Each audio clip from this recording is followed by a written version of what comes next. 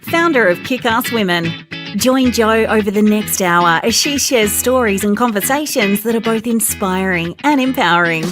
Having spent over 30 years in the corporate sector, Jo Sainsbury kicked off her heels and became a coal train driver working in the rail and mining industry.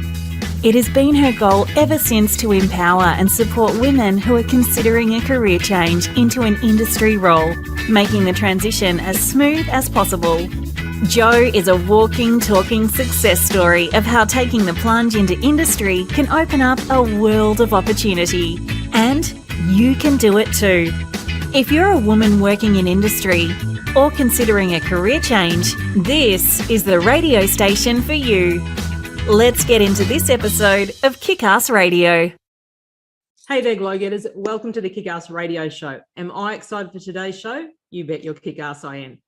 Being a woman in the workplace is tough stuff, but being a woman in mortgage broking can be particularly tougher. That's why there are significantly fewer female mortgage brokers than there are males.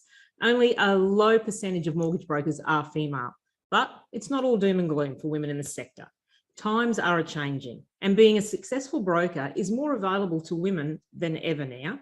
The mortgage brokerage game has traditionally been known as a male-dominated industry, but it's one that has been changing rapidly with the number of female entrants on the rise.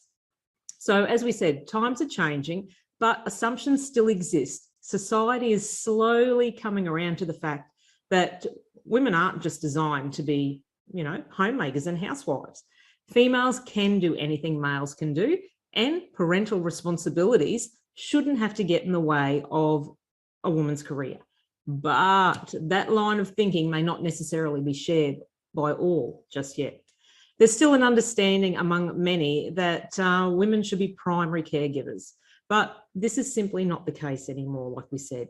More often than not, women are held back in their careers by employers failing to develop an inclusive and an open environment in which for them to thrive and succeed.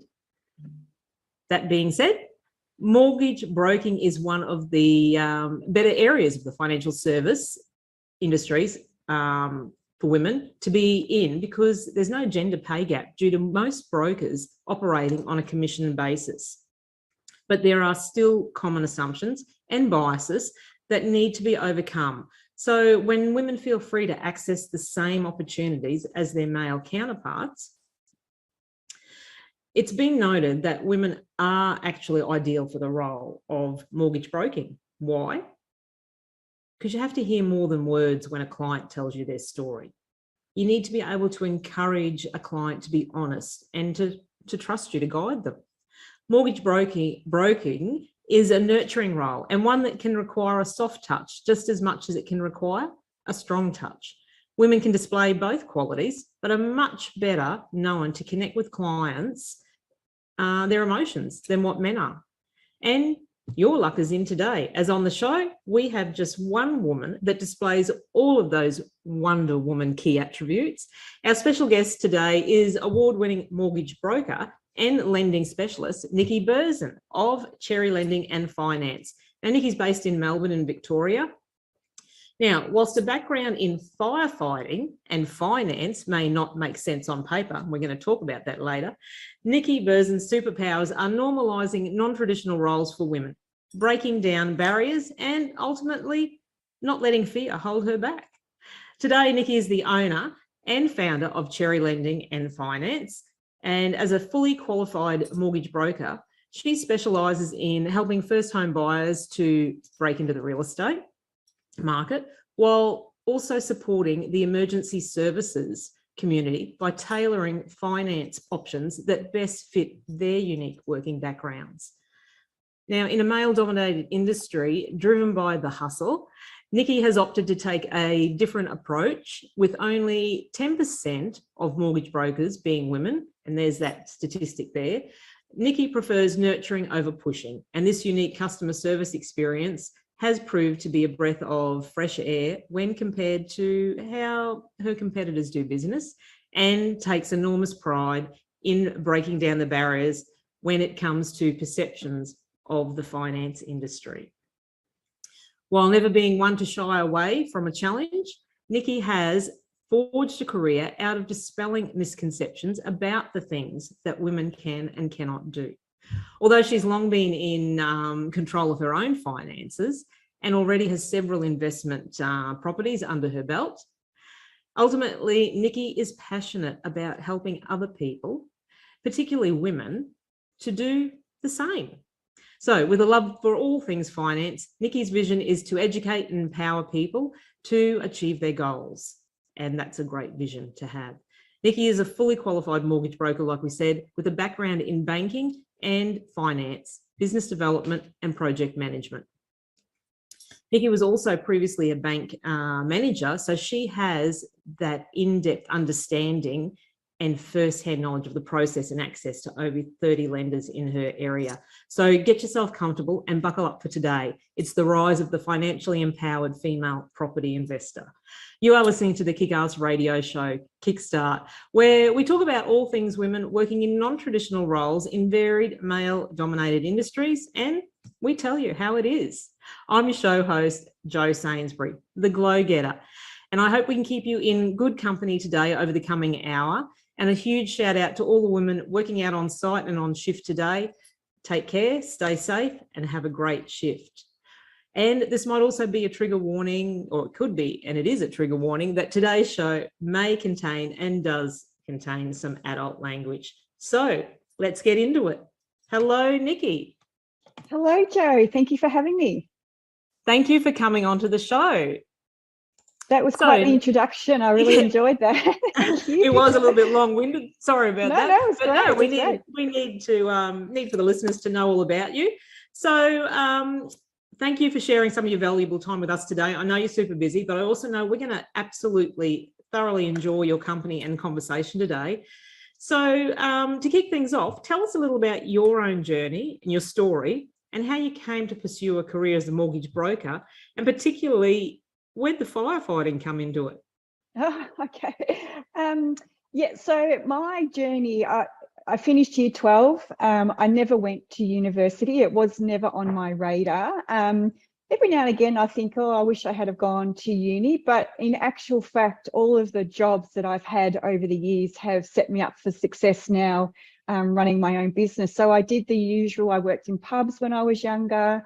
I then went on to be a business development manager at a toy company, a branch manager at ANZ, and then went into project management.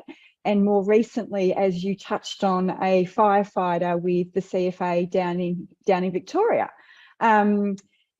That was an amazing challenge. I really worked hard to get into the CFA. Unfortunately, it didn't really work out for me in the way that I thought it was going to, but I did have bigger plans on my radar to start my own business, and here I am today.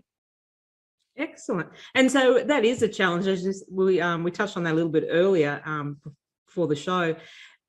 Everyone's capable of doing whatever they put their mind to. As we said, it's a mindset. So for you to go through that firefighting process and to pass and to find it wasn't for you, kudos to you, because yes, you gave it a go. And it's, not everything is for everyone. And that's how we learn, and that's how we find out what our little niches are and what we do like to do by having to go. So that's an excellent notch in your belt. It is, and I'm very proud of myself for doing it. It's a very hard process, but I never look at things as impossible. I just think, that's what I want to do. So how do I get there? And then I work back from that. And that is exactly what I did to pass all the tests to become a firefighter. I had to get extremely fit, extremely strong, and I had to also study to work out how to pass the exams. So. Mm-hmm. Yeah. And there is a lot involved in it, like as you said, like fitness is a number one thing, but then the actual theory of everything behind accelerants and how to contain them and human life, so many facets of it, very, very hardcore. So no, it would have been very challenging and no doubt very stressful for you as well at the time. Yeah, but yeah, it was an amazing experience, and I use that now with the emergency services part of my business. My husband's also a police officer, so the combination of those two employment experiences have allowed me to focus on a particular industry for my business. And that's right. And you have a box seat there from having that experience, so you can absolutely understand where these emergency services are coming from in their careers and their financial independence in their own industry there. So Yeah. where you've got expertise there. So what challenges did you face when starting out or along the way in particular? Was there any pushback for being female? No, interesting that you say that. And actually, I just wanted to, I think earlier on you said that the good news is you said there was about 10% of women in mortgage broking. I think that's more around the 25%, which is fantastic. And but you know, that's interesting. Yeah, because sorry, I come across three figures, and then I come across 10, 25 and 27, but then I come across 10, a couple more. So I wasn't really sure on that. That's completely fine. Yeah. Completely fine. And I think the reason I actually wanted to point that out was that it is, you know, there are a lot of females around in this industry, but it is still very male dominated. So probably the biggest challenge that I knew of going in, and you can only imagine, you know, mortgage broking is a very competitive industry, and it's also a very noisy industry. You think about who I'm up against. So I've got to compete with the big four banks. And their huge marketing budgets. But that never really worried me, because I knew that there was also gaps in the market, I suppose, for mortgage brokers. Dealing with lenders at branches or other mortgage brokers myself, you know, quite often you would be told, no, you can't get a loan. But that was all you were told. Nobody then would go on to explain how you could get a loan. Correct. So I knew there was an educational piece missing, and you touched on this earlier. I think being a female broker, we have that real nurture side. I mean, all too often in my text messages to my clients, more particularly female, there's kisses at the end. You know, these are people that I've never met before, but it's that relationship building. Correct. Yeah, so the challenges were there, but that's why I was also very strategic in what I was thinking of with regards to my name of my business. So Cherry Lending and Finance, there was two reasons I went with this name. One, Cherry, I wanted just the one word for people to kind of remember. And secondly, it was the branding and logo. And I can have a lot of fun with my branding and logo. I can use the little emoji all the time. And more often than not, I get called Cherry, and I'm like, I don't care what you call me. That's exactly why I came up with that business name. So it works. Great marketing leverage there, and great concept behind the business name. And with being like I said that before, and like you said, it's very competitive. But is that right? Where I touched on for wage, the low wage gap there, because it is commission-based industry, isn't it? And it's very hard when you first start out, you know, creating that trust with your clients and referrals. It's something that takes time and doesn't happen overnight. So to build that, you know, that income stream. Yeah, absolutely. So this industry, this is probably one of the other reasons, not that everything is driven by money, but obviously you've got to support yourself. Right. And when you're going to go and have your own business or start your own business, you want to, if you're going to put yourself out there and leave the security of a PAYG role, well, then you probably want to find something that's going to pay you a lot of money if you can. Now, mortgage broking can be very lucrative, but you're right, in probably the first 12 to 18 months, it does take a little while to build up a client base and to get those commission payments coming in. And then there's also a trail payment that we get, which is, it's a small percentage of the loan amount of those clients that are still on our books. But you've got to maintain those relationships with those clients to, you know, that's part of why you get a trail. But I've been doing this for just under 5 years now, and my income is significantly higher than I would have got in any other role that I started to do or I have done in the past, and it's only going to continue to grow. There is a caveat there, though. I have worked extremely hard to get where I am. I've been working 7 days a week, probably for the last 5 years. So it's getting a little bit easier now in that I've got a full-time staff member. I plan to put more people on and grow my business. But this is a very, if you want to be in this business and start a business, you probably have to expect to work long hours in the beginning. But then if you want to work for someone in the mortgage broking industry, I would imagine it's a lot more flexible and it's a little bit different to come on in. And that comes down to individual choice, whether, you know, and everyone's got to start somewhere. So starting Correct. working for someone, that's where you learn, that's where you gain the experience and the knowledge of the industry there. But then, Absolutely. whether or not you progress through an organisation or a bank development program, or whether you step out on your own. So what's your take on the, like, particularly now in today's society, our digital and technical society, what's your take on the bank service consistency in these current times and regards to your workflow? Because everything's, you know, online. So how does your workflow travel now compared to like 5 years ago, paperwork wise, and filling out hard copy rather than, you know, you've got electronic signatures nowadays? And correct, it's getting much easier to, you know, we can request documentation and it can come through electronically. We don't have to fax things off to the lenders for the application. You can do, and COVID certainly changed things again. You can do some of your client meetings and verification of ID either on your Zooms or on apps. So definitely it is becoming easier from that point of view. But borrowing money isn't a simple process. We need a lot of information, as you can imagine, from clients, but the more you can streamline your processes, the easier it can be for your clients. And also as a mortgage broker, we're doing all the heavy lifting really for the clients. They just have to give us the information.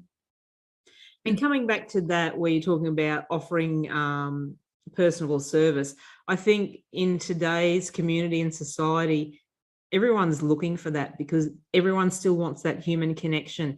And we all know firsthand, we don't get that in banks anymore. Like, it's all automated, you know, it's all glass panels. You walk into a bank now and you're flat out even seeing a human behind a counter. It's just the glass panels and, you know, signs, go to this booth here or go to that booth there. So I think there'll always be that demand to have that human connection. And so you'll probably find a lot more customers and clients come to someone like yourself, Cherry Lending, for that personal service, by all means. Yeah. Well, branches are closing down everywhere now. It's just not. I was talking to someone yesterday at NAB, and you know that we were talking that they're going to continue to probably close down because the demand's not there for them anymore. The other good thing with a mortgage broker is a good mortgage broker, I have to just point out too, is they'll, you know, we've got access to in excess of 30 lenders. And if you're good at what you do and keep up with policy changes and things like that with lenders, it could be the difference if you find a good mortgage broker of you getting a loan to buy that investment property or your first home, opposed to not getting it at all and being told you can't borrow those funds, because you know there are different lenders for different people and different income streams, and that could be the difference of you getting something or not. And that's leading into my next question, because I was going to ask you, what makes a good mortgage broker then? Yeah, well, I'll flip around how I was going to answer this. And a really good mortgage broker will keep up with lender policies. They'll educate themselves. They'll go and visit BDMs, business development managers, and they'll understand what's happening in that particular lender space. More often than not, I might have a difficult client in that I'm trying to figure out how I can get the funds for them.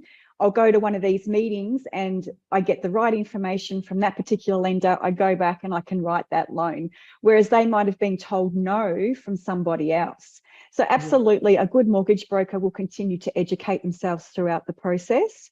Communication is huge for me. I can't stand it when people don't let me know what's going on. So my clients are always know what's going on. Even if it's no news or it's bad news, they will understand what's going on when and they need to.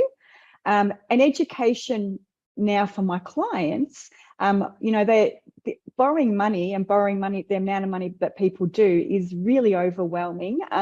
So I really educate my clients along the whole process. And by the time they come to sign their loan documents, they're completely comfortable and understand why they are signing that particular lender's documents. They're in that particular interest rate and they've got those amount of funds.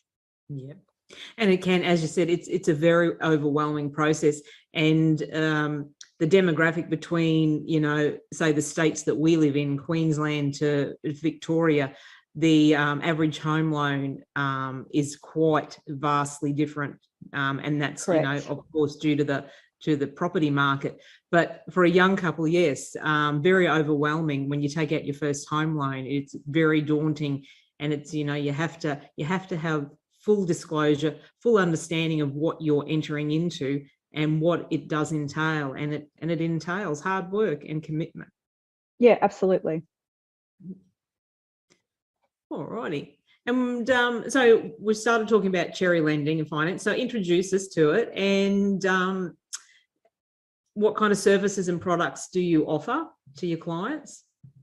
Yeah, so cherry lending and finance predominantly focuses on residential mortgages, and I look after, but I'm but I can look after other people. But my main focus is first home buyers and the emergency service workers sector.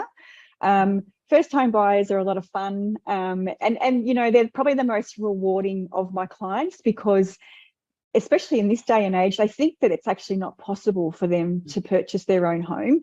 But there's so many good incentives out there. There are a lot of misconceptions out there. So it's about that educational piece with them, holding their hand and guiding them through what is possible. And I don't know how many times I've said this to my first home buyers, I would bet you're closer to buying your first home than you think you are. And then I reckon within 3 months they're out there shopping, because we've got them a pre-approval and they're ready to go. So that really is what's important in that space. I'm just lost my train of thought, but I'm coming back to it. So mortgage broking, for me, it's been on the radar for me for quite some time. I think it's sort of twofold. When I was working at ANZ, and then secondly, my husband and I have bought and sold a lot of properties over the years, and I've always had an interest in the process.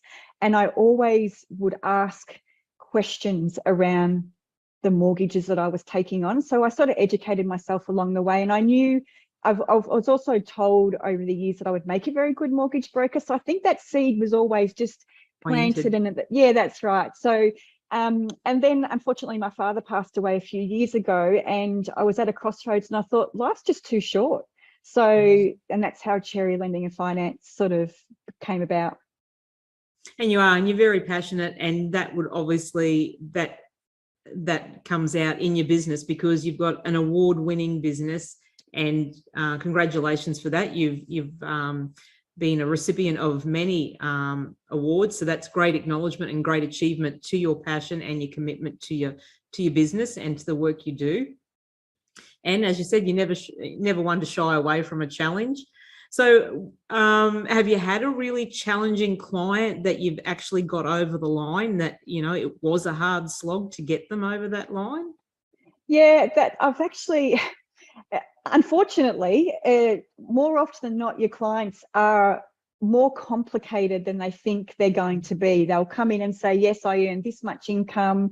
No, I don't have many liabilities, and whatever it might be. And then as you start to dig deeper, it's not what it seems. So it can be a lot more complicated. But I have had a couple of really difficult clients. And as I said earlier, if it wasn't for me sort of understanding different lender policies, picking up the phone, really working with business development managers to understand if I can just do this, and if I can move it that way, can I get it through?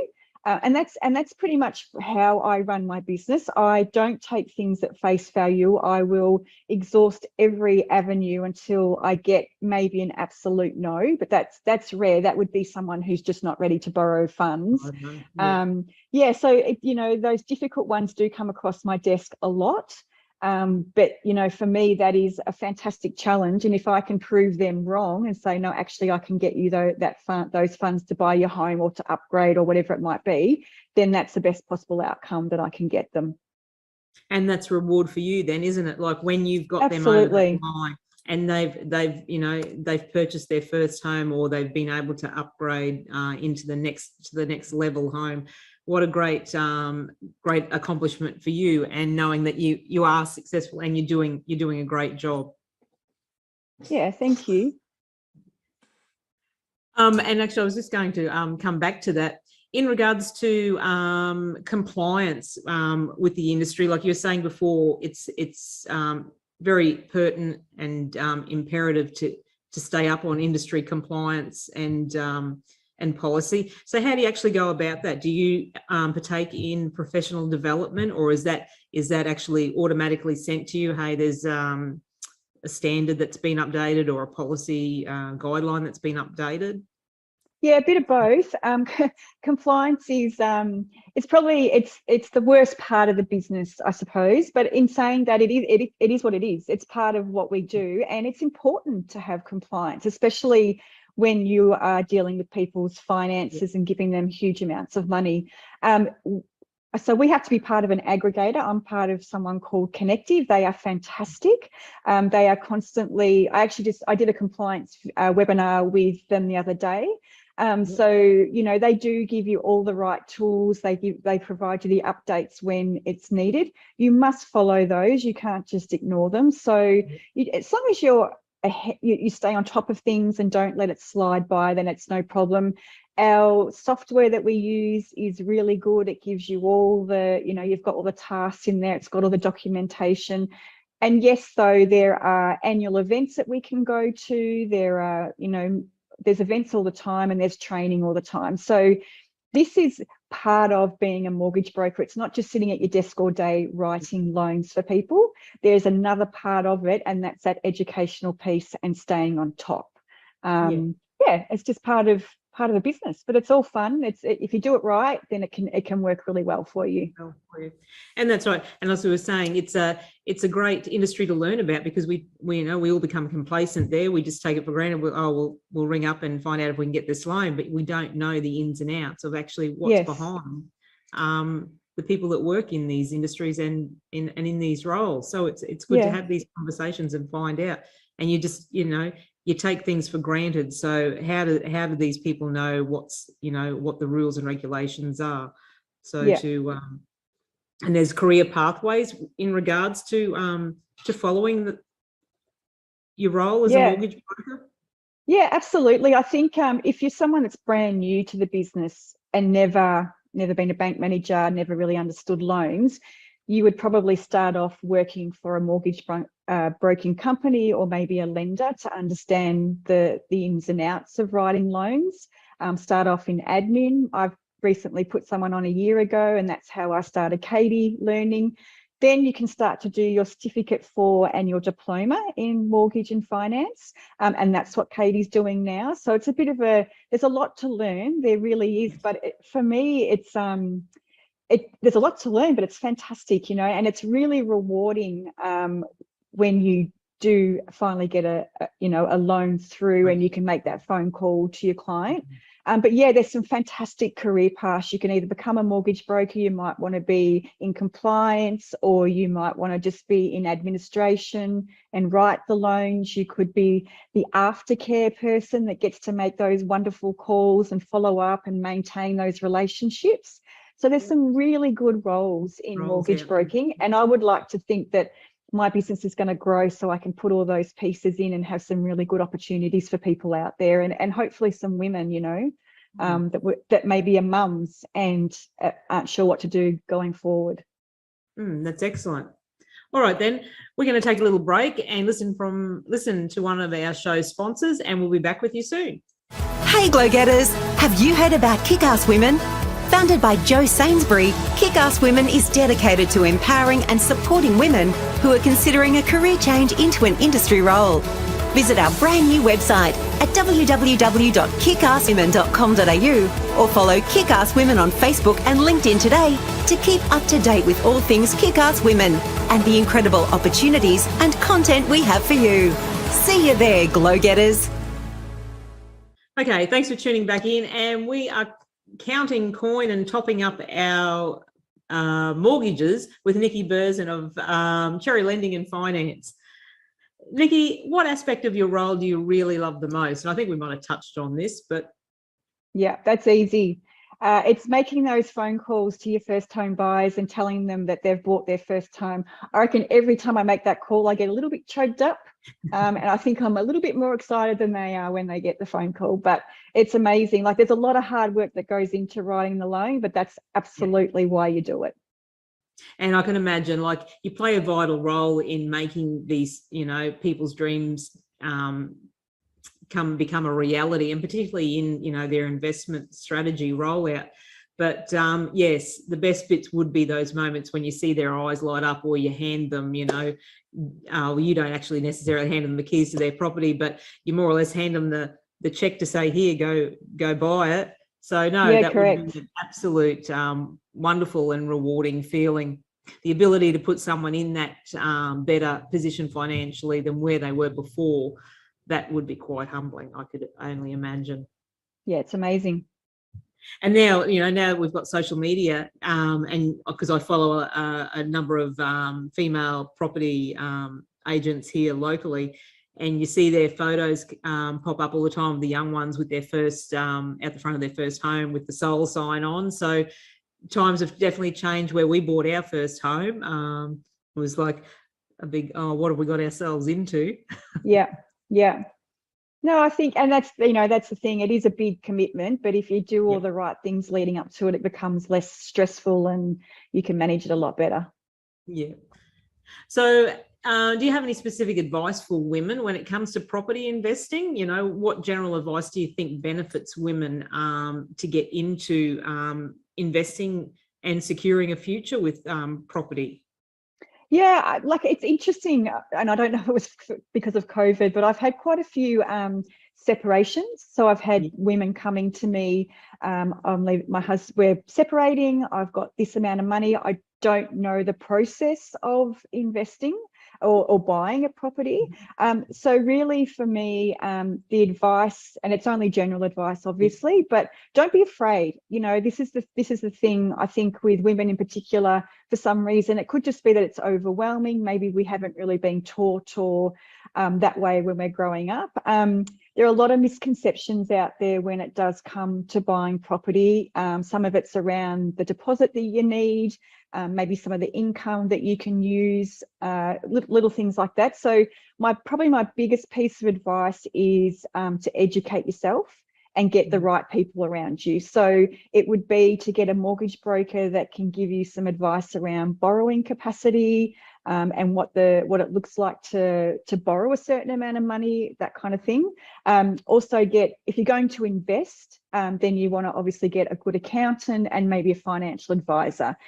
If you don't have those people around you, then you could very well get it wrong. And it's a very big commitment to go into, and it's like a very expensive commitment to go into. So if you're going to get it wrong, it's going to cost you a lot of money to get out of it. So, but my biggest thing over the years myself has been that I always educate myself along the journey. So even when I was buying my investment properties, I would sit with my accountant and ask him why he's advising me to do it this particular way. Now I've got a financial advisor, I say the same thing. Why are you telling me to do that with my properties, that with my business, and that with our personal funds, so that I can really educate myself? I don't just be told. Understand the process. And that is, education is always key in anything. And the best thing to do is first get educated and just get started. So once you've made the decision to start building a secure financial future for yourself, there's no time like the present, exactly. But education is key, and don't be afraid to ask the questions. As we always say, there's never a dumb question. So if you think it's not worthwhile asking, it more than probably, most definitely is. But definitely, education is always key. So what can women who want to get started into property investing, or pursuing a mortgage, how can they, we might have probably answered this anyway, how can they, is there a lot of leeway for themselves, like, for a sole independent income? And Yeah. is there assistance available for them, or does it all depend on their income level? Yeah, that's a bit of a, how long's a piece of string type question, because borrowing money is it's complicated. It's about income, it's about liabilities, it's about savings, all kinds of things. So my biggest piece of advice, and I think I sort of said this earlier, is that more often than not, people will come to me and think they're so much further away from being able to achieve something, but it's because they've been misinformed about what's actually real. So if someone is wanting, or they're planning to buy either investment or their own property, engage a good mortgage broker. They'll tell you how much you need in savings, what your borrowing capacity is. If it's not quite where it needs to be, then they should be giving you feedback as to what you need to change to achieve that. That's what I tell my clients. So then they've got a really good understanding of where that line is in the sand, and then they can start to plan to get to that next stage. And it's funny because I found a bit of research here, and it was saying that we women tend to have some self-limiting attitudes and beliefs that can get in the way of financial literacy, which I do believe that, and better money management and investment choices. And it, according to the Financial Literacy Foundation, women report that they find money more stressful, uncomfortable, and unfortunately boring, which I don't believe that. But they're reported to feel more uncomfortable when it comes to taking charge of their money and their futures, which I think that's such a shame. But they, there's statistics like, let's say 52% say that dealing with money is stressful and overwhelming. 42% say that thinking too much about their long-term financial future makes them uncomfortable. 34% say dealing with money is boring, which I can't believe that. But 23% say nothing they do will make a difference to their financial situation. So that's a bit of, stubbornness there, I think, in that one. But you can, like anything, the hardest part of getting started is actually getting yourself educated. Like you say, you don't know until you find out. So luckily for us, we have women like yourself in that area that can help us out. But lots of statistics out there in regards to there is a lot of self-limiting beliefs with women and their financial management, isn't there? Absolutely. And my husband's daughter, who's, how old's Elle now? I'm going to get it wrong. Sorry, Elle, 29, 28. I've been saying to her for years, I remember reading a book when I was younger, A Man Is Not a Financial Plan.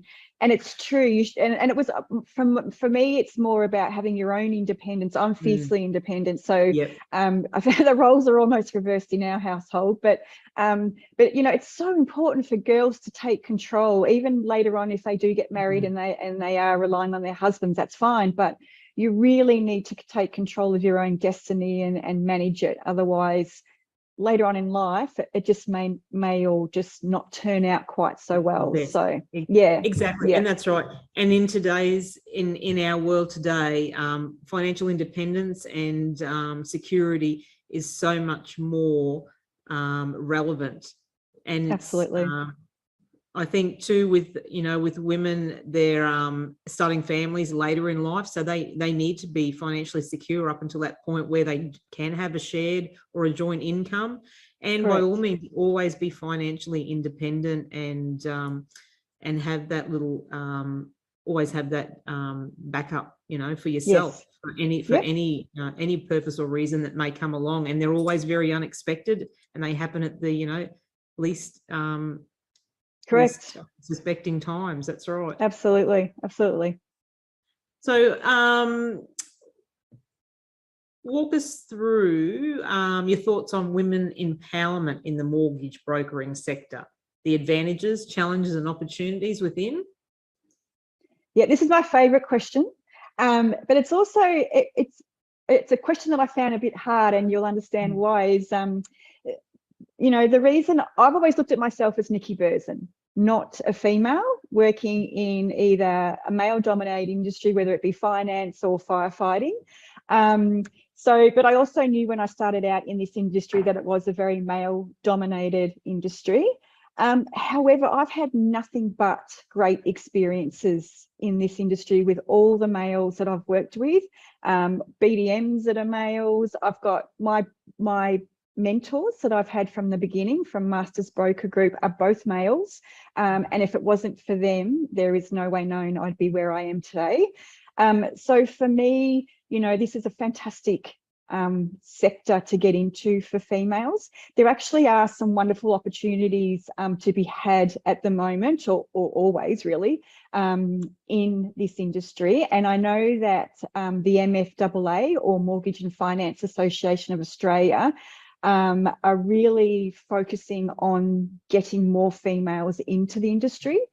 So that they've got some really good stuff on their website if people do want to start exploring what's going on out there. Yeah, absolutely.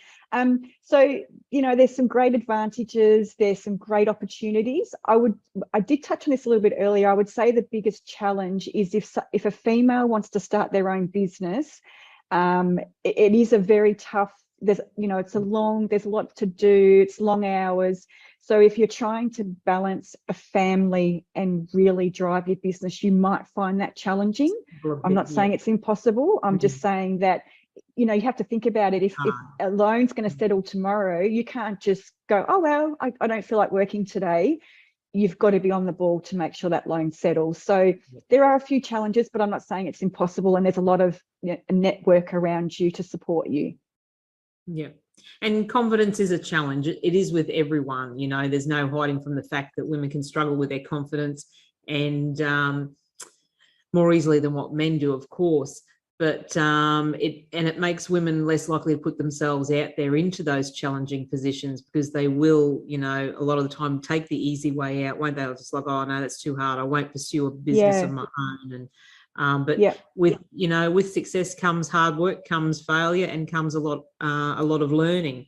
So as you said, you've got to put the long hours in, and you've got to put the hard work in. But there is great opportunity and potential if you are massive opportunity.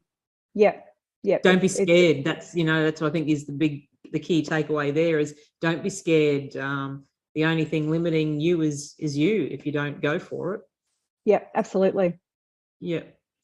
So in your view, why is it important to have a mix of male and female mortgage brokers? And you spoke about mentoring, like I'm a big advocate for mentoring, and particularly even more so to have our male champions, mentoring and advocating for us to be involved in the industry and in the sectors.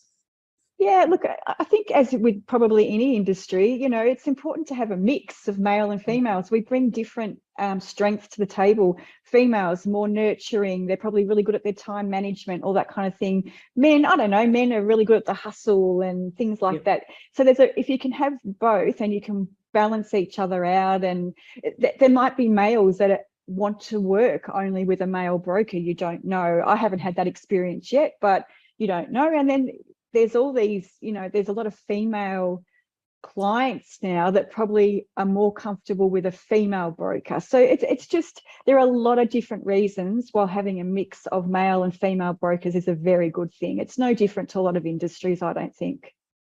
And that's right. And like typically people relate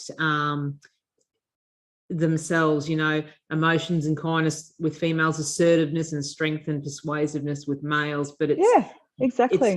It's what you naturally are attuned to and who you feel comfortable, isn't it? It's like a gut instinct. Well, you're not comfortable talking to that person, but you are comfortable talking to this other person sitting at the opposite desk. It's everyone thinks differently, and we need diversity of perspectives. Yeah, absolutely. And what about, do you find a difference, as we said before, like regional versus metropolitan? Is there a different way of thinking there? Well, not that I've come across. I am a metropolitan. I haven't done regional. I don't believe so. Like I do know some brokers that are regional. I think the only real difference is the loan sizes, because they're, the properties are cheaper out there. That's right. they change dramatically around here. One minute you were writing $400,000 loans, and the next minute you were writing 800,000. You know, that's probably the biggest thing. The policies, the processes, the lenders, that they all remain the same. It's just more maybe the volume that you need to turn over to get the same result if you were out in regional. But yeah, I know some great regional brokers. They're part of the mentoring group that I'm part of, and they bring some really good stuff to the table. Yeah. And what about the older workers in the industry?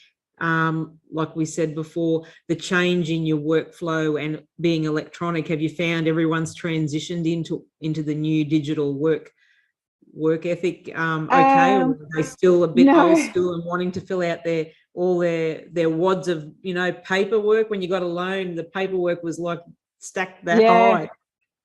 I think from talking to Andrew, one of my mentors, I think there's been a bit of resistance around the changes in processes and the reluctancy to do that. But you have to. There's some of the things, there's no argument around it. You just have to do what you're going to do. I mean, more often than not, if I see something and I think, oh God, another change, I've got to stop and I've got to do that. But, once it's done, then it just makes things easier. Yeah, that's right. So I think, yes, the older brokers would absolutely be going, oh gosh, this is a different industry now. But and I think some people did eventually leave. They just went, no, it's all too hard now, especially with all the compliance and stuff like that. But it's still a fantastic industry to be in, and it can be really lucrative if you work hard in it. Yeah, that's great.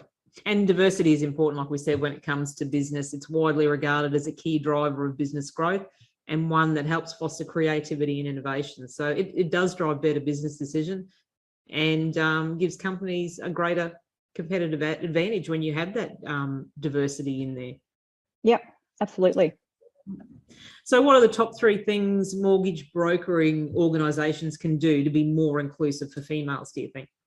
Yeah, so this is just my opinion, but I do know there's a lot of work, as I said, going on in the background to definitely drive this. But to offer flexible working conditions, if we're talking females with families, maybe they can't work 9 to 5, and maybe they can't come into an office. Look, I think that's a no-brainer. I think people are probably already doing that now. I know when I sort of said to Katie, do you want to come work with me? She's got 2 children, so I don't mind if she comes in late. She doesn't have to ring me to tell me. I know that she's probably off dropping off the kids, and there's times when she has to leave early. That's fine. Katie doesn't come up for air, so I'm not going to question her. She just works the whole day, and I say, have you eaten lunch? So, it's a good balance. Run programs to make women feel more inclusive, and I touched on this. MFAA is certainly driving in that space. There are other organisations. Look, I'm naming the ones that I'm familiar with. There are a lot of fantastic organisations in mortgage broking that are all doing something similar. So just start to do the research, and I'm sure you'll come across it. And I think too, don't dismiss a female for a mortgage broking role or an administrative role in your business, even if they don't have a background in finance. That stuff can be taught. I think, females bring such good qualities and experience to the table that, so what if they haven't been in this industry? You can teach that stuff. Look at their other experiences and qualities, and I bet you get someone that's really good. Yep, absolutely. Yeah. And that's true. The underdog is usually the best prospect that you don't realize. The ones that don't have the experience but are willing to learn because they have that mindset of that they are willing to learn, they are allowing themselves for growth. So yes, never underestimate the one that doesn't have the experience. No, that stuff can be taught. Who cares? Yeah, definitely. And everyone brings unique qualities. So absolutely. What you may not be good in one area, but they may excel in another area, which could definitely make a huge difference to a business. Yep, correct. And it's all about multi-skilling. Have someone that has great client customer relations. They can engage and keep your clients in your business, Another one can be, you know, doing the paperwork or the hard yards there, but you have a team that collectively comes together to embrace that client and to get their business and to keep them, retain them. Yep, absolutely. And another thing that I'm very big on it, when we include females into the workforce in an industry or an area that we don't have a lot of women in there, let's make sure we have and we provide the support networks for them. So as you said, like a mentor, like a sponsor, provide them with professional development, you know, keep them interested. If you want to retain your staff, keep them interested in their work and in their jobs. So always have a follow through and provide those support networks to them is one key thing of my requirements that I think is important for organisations to retain staff, definitely, and particularly the females. Yep. You want them, if they take time off for maternity leave or family leave or whatnot, you want them to come back. You want to retain them in your industry. So keep giving them that professional development and support to want them to come back. Yep. Yep.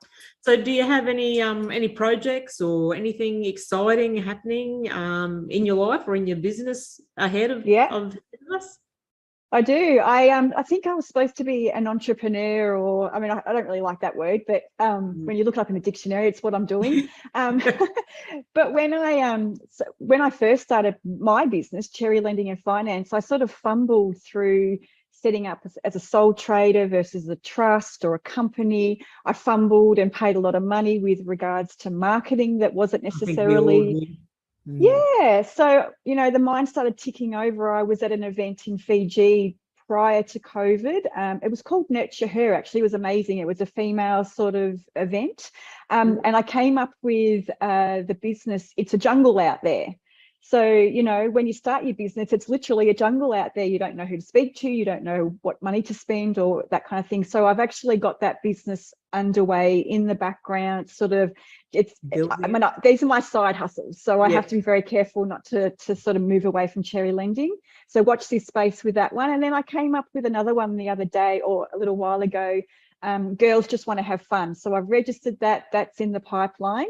And that's more literally about women just celebrating, you know, just having fun, whether it's because they're self-employed and they've got their own businesses and they haven't taken a breath for the last 5 years, or they're mums, or they're working for someone else and they've had enough. So I've got some events planned for that, and I'll probably start that next year when the next Women's International Day is on in March. So yeah, so, and then I've got a bit of an idea of potentially approaching some local high schools to see if I can't get a program in place for young girls coming out of high school to maybe do some work experience at Cherry Lending and Finance. Excellent. And then if they sort of understand and like the business, then we can look to see whether it's kind of like maybe a 5-year journey for them. And then eventually I can help them start their own businesses in mortgage broking, because I've done that process myself. So that was something, so I have got a bit going on. Sounds like it. And to definitely offer those outreach services, particularly to the high school students. That's an excellent service to pursue, because that's where it all starts, and they need many more options at school, because it's still very held back there. It's still old school, as in with the educators and teachers. They send them on the same old direction that, you know, and as much as we need our skilled trades, but there's lots more opportunities out there and lots more fields and industries to study and to pursue careers in. Yeah, well, this could be a really good one for young women, you know. Yeah. They could have their own business when they're 30 or something. Yeah. So I just have to work out what the logistics of that look like. But we'll see how it goes. It's a great thought. Yeah, definitely. All right then, Nikki. Thank you very much. It's been a great conversation and we've learned a lot today. So we thank you for your time and for sharing your story with us. And we wish you all the best with Cherry Lending and Finance. And if anyone needs to update their mortgage, or they're looking for their first home loan, talk to Nikki and her team at Cherry Lending and Finance. They're the hardworking people. and they will help you get your first property, grow your small business, and hopefully retire in style. And they do this by getting to know you and sharing their knowledge of the property market and their first-hand experience with the banks and the lending options, as Nikki said. So thanks, Nikki. It's been a great conversation and one that certainly has enlightened us. And we wish you well. And we will put all the links to your website up under our show notes. And as we said, if anyone's wanting to reach out to Nikki, check out the links and check out the Cherry Lending Finance website. Thank you, Nikki. Wonderful. Thanks for having me, Jo. And we'll chat to you probably around 6 or 12 months down the track. We'll find out how everything's progressed and where you are in your journey then. Fantastic. Sounds like a plan. Thank you. Hey Glow Getters, did you know that Jo Sainsbury is a published author for her book High Heels to High Vis and has been named an Amazon #1 bestseller? Telling the story about Jo's transition from the corporate sector into industry, High Heels to High Vis acts as a guide for women who are considering a non-traditional role and career. High Heels to High Vis is available for purchase online at all leading bookstores, including Amazon, Dimex, Waterstones and eBay. Let's see what we can come up with there in regards to where our journeys come to for the young ones, particularly the younger generation with their first home loans, and they have avenues and lots of education to find out.